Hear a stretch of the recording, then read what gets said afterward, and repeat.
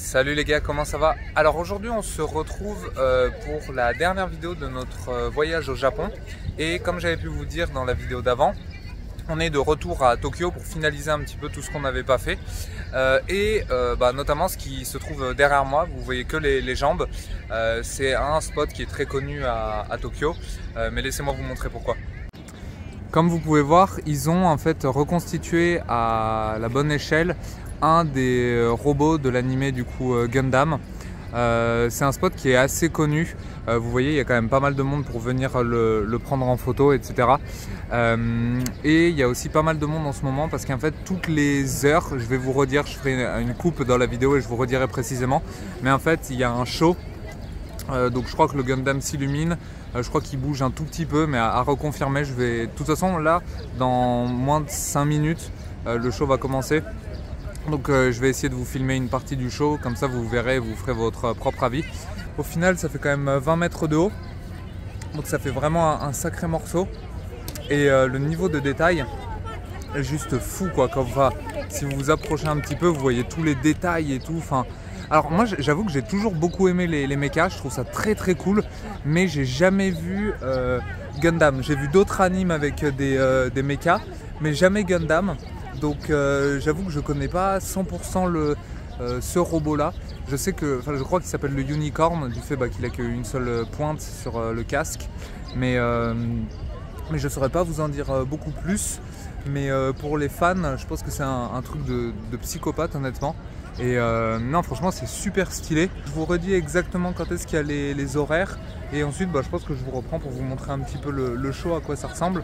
Mais je trouve que le spot est juste incroyable avec le building derrière. Ça fait un rendu qui est juste super impressionnant. Regardez ça quoi. Trop stylé. Et du coup là je viens de checker et en fait les shows c'est tous les jours à 11h, 13h, 15h et 17h. Donc quitte à venir voir le Gundam, essayez de venir dans ces créneaux là. Comme ça vous pourrez profiter du show. Et bon, il y a un petit peu de monde, mais c'est loin d'être butant. Donc honnêtement, essayez de matcher ça avec les créneaux des shows.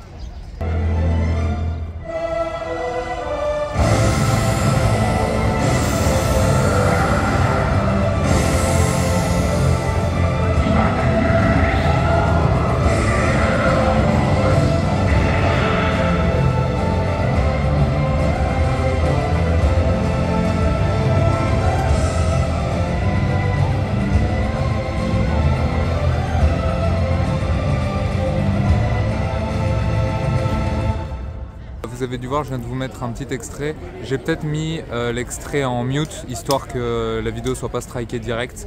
En fait, du coup, il s'est entièrement éclairé en rouge, le casque il a changé, etc. Et du coup, l'apparence aussi a changé. Franchement, le rendu est juste incroyable. Et puis, c'est un truc gratos que tout le monde peut venir voir. Il faut juste être là aux bons horaires. Donc, franchement, c'est trop cool. Franchement, si vous êtes de passage, n'hésitez surtout pas à le faire. C'est vraiment génial. Ça dure 1 minute, mais c'est une minute très sympa, donc vraiment je recommande. Alors, on se retrouve ce soir dans le quartier de Akihabara. C'est un quartier qui est très connu parce qu'en fait il est entièrement tourné autour des mangas. Nous on a passé en fait la journée dedans et en fait c'est un peu l'endroit que vous voulez si vous cherchez des figurines, des artbooks, ce genre de choses. Il est entièrement tourné autour de ça. Pour vous donner un ordre d'idée, il y a certains buildings qui font 10-15 étages où c'est que des étages avec des figurines de manga ou ce genre de choses. Et en termes d'ambiance, comme d'habitude avec le Japon et surtout Tokyo du coup, c'est très agréable la nuit plus que le jour. Là vous voyez en fait le quartier du coup il ressemble à ça. Et en fait vous avez énormément d'écrans avec des trucs sur les mangas ou ce genre de choses. Et c'est très coloré et très vivant encore une fois la nuit, beaucoup plus que le jour. Même si au final c'est le jour en fait que vous allez passer le plus de temps. Parce que c'est là où les magasins sont ouverts. Donc c'est vraiment un quartier sympa. Si vous cherchez des articles de manga, honnêtement c'est ici qu'il faut que vous alliez. Parce que forcément en fait, vous trouverez votre bonheur. Nous honnêtement on cherchait certains trucs qui sont vraiment ultra de niche et pourtant on a réussi quand même à trouver ce qu'on voulait. Donc vraiment, si vous cherchez des articles sur les mangas, vous trouverez ce que vous voulez. Et même aussi d'ailleurs, il faut beaucoup de choses sur les jeux vidéo. Donc même si vous cherchez des articles spéciaux sur les jeux vidéo, vous trouverez honnêtement ce que vous voulez. Encore une fois, c'est des buildings, ils font 15 étages, où c'est que de ça. Honnêtement, si vous ne trouvez pas votre bonheur ici, vous le trouverez un peu nulle part ailleurs. Donc ouais, Akihabara, très sympa. Bon, on a fait flamber la carte bleue, honnêtement. Mais ouais, très très cool honnêtement comme quartier. C'est pas mon quartier préféré en termes d'ambiance. Par exemple, j'ai préféré Shinjuku ou alors Shibuya. Mais là, il y a un truc qui est quand même très cool. Vous rentrez dans les magasins, il y a les musiques des mangas que vous préférez. Enfin, il y a vraiment une ambiance. C'est pas encore une fois le quartier que j'ai préféré, mais vraiment, il a sa propre personnalité, sa propre identité. Et ça, c'est vraiment cool. Donc, n'hésitez pas à venir le voir. Là, par exemple, pour vous illustrer un petit peu ce que je vous disais. Donc c'est même pas un magasin, hein, c'est une supérette d'extérieur et vous voyez, vous avez en fait des figurines, des BZ, vous avez des figurines One Piece, Naruto, vous avez un peu de tout qui sont comme ça, à même la rue. Et en fait sur toute la rue, c'est que de ça. Et en plus vous rajoutez du coup tous les magasins qu'il y a dans les immeubles. Là c'est pareil, vous voyez, ils vendent des consoles rétro avec en fait des jeux rétro qui sont comme ça, mis en plein milieu de la rue. Et en fait c'est que ce genre d'ambiance. Et c'est ça encore une fois tout le long de la rue de Akihabara. Là vous voyez, c'est ce que je vous disais, là vous voyez en fait les immeubles, ils sont classés. Donc vous voyez qu'en fait il y en a un étage jeux vidéo, un étage avec les CD, un étage avec les figurines, etc. Et c'est ça en fait tout le long de Akihabara. Et vous voyez que les rues en fait elles ressemblent un petit peu à ça en termes de look. Et ouais, non, franchement, ça rend plutôt pas mal. Enfin, si je vous montre encore un tout petit peu Akihabara avant de rentrer à la maison, ça rend quand même plutôt bien. Et il y a vraiment une ambiance particulière. Salut les gars, alors aujourd'hui on se retrouve dans un endroit un peu particulier à Tokyo. C'est un peu notre dernière grosse visite du séjour. C'est le musée Teamlab. En fait, c'est un musée qui est entièrement digital et où il y a beaucoup d'œuvres un petit peu perturbantes. Je vais vous montrer ça de suite. Je peux pas parler trop fort parce que forcément c'est un musée, donc j'espère que vous m'entendez bien. En fait là vous voyez, on est dans une salle où en fait il n'y a que des LED qui pendouillent et qui font plein en fait d'effets comme ça. Et vous voyez, à des moments vous êtes plongé dans le noir et d'un coup tout se rééclaire, change de couleur, et en fait ils ont mis des miroirs en fait un petit peu partout et ça vous crée des effets d'optique, vous voyez.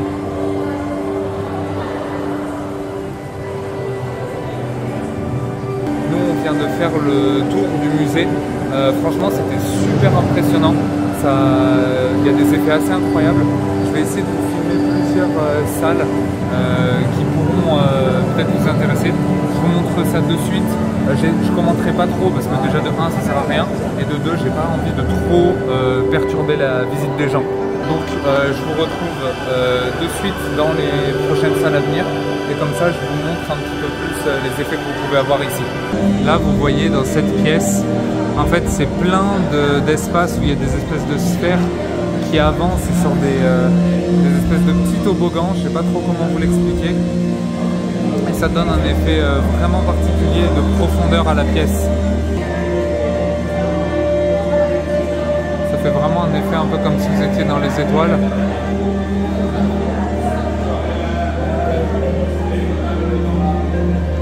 C'est vraiment c'est une des salles les plus sympas, je trouve.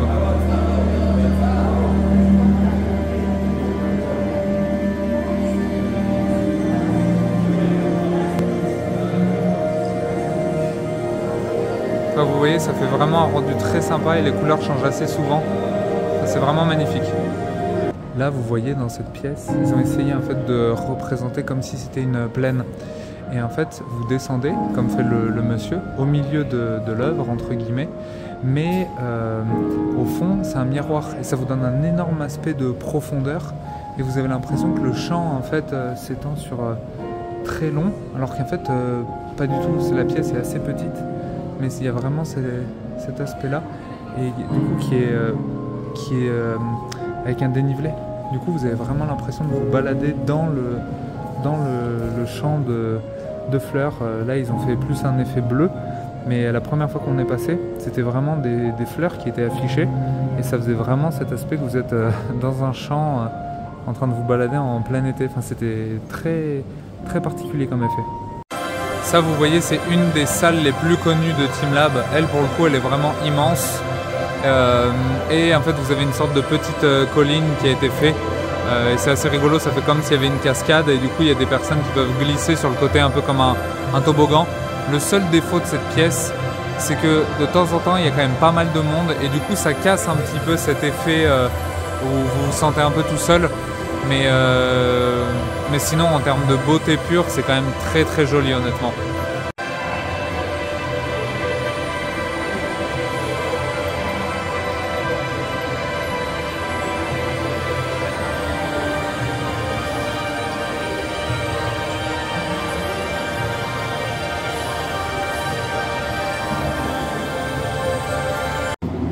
Dans cette salle, vous voyez, c'est très particulier parce qu'en fait ça vous donne, alors en vidéo ça rend pas très bien, mais en fait vous avez des nuages, enfin des murs de fumée que vous traversez et qui font des effets, et en vrai l'œil le rend très très bien, la caméra pas du tout malheureusement, donc je vais pas trop m'attarder dans cette salle, mais l'effet est très très très sympa. Et enfin, nous tout à l'heure on avait un thème qui faisait un petit peu comme s'il y avait un rituel, vous savez, avec de la fumée, etc. C'était très impressionnant. Mais malheureusement, là, le téléphone rend pas trop justice à l'effet que c'est censé faire. Dans cette salle, ils ont accroché des espèces d'ampoules, un peu comme des boules de Noël. Et ça fait vraiment un effet très bizarre, surtout quand vous regardez le sol. Vous avez vraiment l'impression d'être perdu complètement, un peu dans l'espace. Enfin, c'est très bizarre comme sensation. Et pareil, les boules, elles changent de couleur au fur et à mesure. Et vous avez plusieurs effets qui s'enchaînent. Le seul en fait petit défaut, c'est que vu que vous avez toujours en fait du monde dans les salles, vous voyez, ça casse un petit peu l'effet d'avoir des personnes. Par contre, si vous y arrivez à venir et qu'il n'y a personne dans le musée, ça doit vraiment être super déroutant et vraiment exceptionnel. Mais ouais, là, ça casse un tout petit peu l'effet. Le fait qu'il y ait du monde avec vous en fait dans les salles, mais c'est un peu compliqué de faire autrement. Et là vous voyez, c'est une des salles du début de Teamlab où en fait ils vous mettent des fleurs sur les murs qui se réfléchissent dans des miroirs. Donc il y a vraiment un côté très très joli encore une fois. Et ce qui est assez rigolo, c'est que dans cette salle, ils diffusent aussi le parfum de fleurs. Du coup vous avez vraiment l'impression d'être dans un champ de fleurs tout simplement. Et les couleurs, encore une fois, changent complètement. Et vous voyez, vous avez ce côté où vous vous perdez un petit peu dans les recoins de l'endroit. Salut les gars, alors bon bah du coup fin de vidéo, et en fait à la fin de cette vidéo je voulais aussi faire une sorte de petit débrief parce que c'est la fin de la vidéo mais c'est aussi la fin de cette série de vlogs sur ce voyage au Japon, et je pensais qu'en fait il était c'est intéressant en fait de vous débriefer la chose. Je suis de retour à Genève, ça fait depuis quelques semaines, donc j'ai pu bien digérer aussi le voyage, parce que faut reconnaître que c'était quand même un sacré voyage et qui il demande à être digéré honnêtement. C'est une culture très différente. Enfin, il y a beaucoup de choses différentes à ce qu'on a en Europe. Donc ouais, ça demandait à être un peu digéré. Pour vous donner un feedback, honnêtement, c'était incroyable, genre c'était vraiment fou, et c'était pas du tout, je m'attendais à certains points mais pas vraiment. Déjà moi je partais en fait en tête que j'allais préférer Kyoto. Je me disais je vais aimer le côté traditionnel du Japon et je vais préférer les moments à Kyoto, et en fait paradoxalement les meilleurs moments que j'ai passés c'était à Tokyo. La vibe à Tokyo, mais c'était incroyable, ce côté ville de nuit. Moi je sais que j'ai adoré tous les moments à Tokyo, et c'est ceux qui me restent un petit peu en tête, que ce soit Shibuya, Shinjuku, enfin c'était waouh. Non franchement Tokyo, genre j'ai adoré la vibe. Je précise de nuit parce que de jour c'est bien, mais voilà, mais de nuit ça prend une ampleur, enfin c'est juste trop cool de nuit. Mais paradoxalement les visites que j'ai préférées pendant ces jours, c'était à Kyoto. Typiquement les temples, etc. Genre j'ai adoré le Todaiji, ce genre de choses. Mais en fait le gros problème de Kyoto, c'est que c'était blindé de monde. Et ça faisait que en fait ça perdait ce côté un petit peu traditionnel. et ça gâchait, non, gâcher c'est un trop gros mot, mais ça diminuait un petit peu cette ambiance et cette atmosphère que je cherchais en fait à Kyoto. Alors que bah justement Tokyo en fait, ce côté fourmilière, bah c'est purement Tokyo en fait, et c'est ce que limite on cherche à Tokyo. C'était assez paradoxal parce qu'en fait mes visites préférées c'était à Kyoto. Et au global, j'ai préféré l'atmosphère de Tokyo. Osaka, honnêtement, on a visité très rapidement Osaka. Ça avait l'air très cool, mais bon, je peux pas trop vous donner de feedback. Le parc Mario, c'était trop bien. Pas tant sur les attractions, mais c'est surtout pareil, l'ambiance en fait qu'il y a là-dedans. Puis tout le monde est de bonne humeur. Enfin, il y a une vraie bonne vibe en fait. Ça fait du bien de vivre ce genre de choses, honnêtement. Également, super important, je voulais faire un gros big up à mon frère dans cette vidéo, qui bah, verra sans doute cette vidéo. Et bah du coup forcément le remercier parce qu'il a quasiment tout organisé pour le voyage. Lui c'était sa deuxième fois au Japon. Donc en gros on a profité de ça pour refaire certaines activités qu'il jugeait essentielles et on n'a pas fait certaines activités qu'il n'avait pas aimé la première fois. Donc on a vraiment maximisé le voyage au Japon grâce à son expérience. Et ben encore merci beaucoup à lui quoi. Enfin genre grâce à ça j'ai vécu un voyage qui est genre juste trop marquant dans ma vie. Et ben grand merci à lui franchement parce qu'il a trop bien géré l'organisation. Enfin vous voyez dans les vlogs comme ça dépotait en fait en termes de contenu, mais c'est parce qu'en fait nous on n'arrêtait pas d'enchaîner les visites. Toutes les visites étaient à peu près côte à côte, donc on faisait des trajets, on maximisait le temps parce qu'en fait il y a tellement de trucs à faire que ben si vous gérez pas un petit peu les visites, en fait vous vous retrouvez à perdre énormément de temps dans les transports ou ce genre de choses. Donc vraiment il a géré et gros merci à lui parce que franchement c'était vraiment une masterclass et toujours aussi cool je voyage très souvent avec lui et genre c'est toujours aussi cool de voyager avec lui. Enfin on aime les mêmes choses et puis là enfin il est fan de manga, il est fan de jeux vidéo donc bah comme moi. Donc en fait on avait les mêmes délires, les mêmes références au Japon, donc c'était vraiment trop cool et c'était genre, enfin c'est juste une évidence en fait de faire ce voyage aussi important ensemble. Donc gros merci à lui. Donc le Japon, bah franchement je peux que vous encourager à y aller, c'est trop bien, les gens sont trop gentils, trop respectueux, c'est propre, la sécurité c'est incroyable, les visites sont trop cool, c'est pas spécialement cher honnêtement si vous y prenez vachement en avance au niveau des billets d'avion. Une fois là-bas, la vie est pas non, enfin, on mangeait très bien pour des prix qui étaient pas délirants. Enfin, c'est pas le voyage le plus coûteux et c'est définitivement un voyage qui va vous marquer à vie en fait, parce que ben c'est tellement différent en fait de ce qu'on a l'habitude et c'est tellement une ambiance, une atmosphère. Enfin, honnêtement, moi je vous recommande à 2000% d'y aller, de sauter sur l'occasion si vous pouvez. Enfin. Je suppose que ma communauté, bah, vous êtes quand même aussi assez jeune, vous aimez les mangas, les animes, les jeux vidéo, enfin, c'est le paradis pour ça, quoi. Genre, c'est juste le pays de ça, donc franchement, allez-y. Allez au Japon, c'est trop cool, kiffez bien. Je recommande à 100%. J'espère que ce format de vlog vous a aidé. Moi, ça me changeait un petit peu de mon quotidien, donc des fois, c'était pas top, je trouvais, mais au moins, ça vous a donné quelques petites astuces, ça vous a montré un petit peu le Japon, et ben, j'espère que aussi, ça vous a donné envie d'y aller. Genre, ça serait la plus grande réussite pour moi, c'est s'il y a quelques personnes qui au final se décident à aller au Japon un peu grâce à ces vlogs, bah, genre, pour moi, c'est mission accomplie, honnêtement. Donc voilà, nous là maintenant on va repartir sur du contenu automobile comme ce qu'on a l'habitude. Il y a une énorme surprise qui arrive, énorme, vous verrez, genre truc de fou. Il y a des vidéos très sympas aussi qui sont prévues. Donc je vous en dis pas plus, vous verrez ça. Merci beaucoup pour votre support, vos likes, vos commentaires pendant cette petite série de vlogs. Franchement ça m'a fait plaisir parce que c'est pas le contenu que j'ai l'habitude de faire. Donc énorme merci pour ça. Et puis bah du coup, merci beaucoup d'avoir regardé. N'hésitez pas sur cette vidéo à mettre un pouce, à commenter la vidéo, à dire vous en vidéo ce que vous avez préféré, si vous avez préféré Kyoto ou Tokyo, ou peut-être même d'ailleurs Osaka, enfin le parc à Nintendo. N'hésitez pas à me dire, toujours intéressant de voir ça. Et puis bah du coup, moi je vous dis à la prochaine. Et puis ouais, profitez bien de vos road trips, etc. Et nous, on se retrouve pour du contenu automobile tout bientôt. Ciao, ciao les gars!